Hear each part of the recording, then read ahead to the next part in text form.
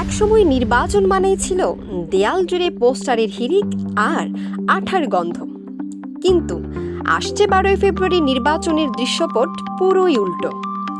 এবার আর প্রার্থীর হাসি মুখের সাদা কালো পোস্টার আপনার ব্রেইন জ্যাম করবে না, কিংবা ফসলের মাঠের 12টাও বাজাবে না। নির্বাচন কমিশন সব জানিয়ে দিয়েছে, পোস্টার টোটালি আউট। এখন প্রশ্ন হলো, পোস্টার ছাড়া ভোট জমবে কিভাবে? ইসি সচিব আক্তার আহমেদের যুক্তিও করা, লিমিটিং পোস্টার জলাবদ্ধতা বানায় আর কালি নষ্ট করে মাটি, তাই পরিবেশ বাঁচাতে এই কড়াকড়ি। তবে ডিজিটাল যুগে এসে প্রার্থীরা একদম অসহায় নন। পোস্টার নিষিদ্ধ হলেও লিফলেট ফেস্টুন চলবে, তবে তা সরকারি দেয়ালে বা গাছের গায়ে আঠা দিয়ে লাগানো যাবে না।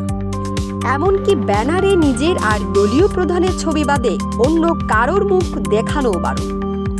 সবচেয়ে মজার বিষয় হলো ডিজিটাল নজরদারি।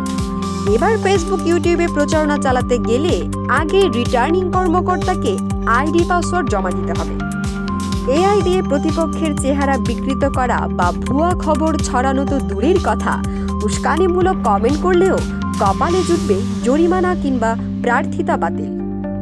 ইতিমধ্যেই মোটরসাইকেল শোডাউন করে পকেট থেকে 50,000 টাকা খসিয়েছেন এক প্রার্থী। সুতরাং এবার প্রচার হবে সভ্য কায়দায়। শোডাউন নেই, মশাল মিছিল নেই, আছে শুধু নিয়ম আর ডিজিটাল তদারকি। দেখা যাক পোস্টারবিহীন এই স্মার্ট নির্বাচনে ভোটারদের মন কে জেতে।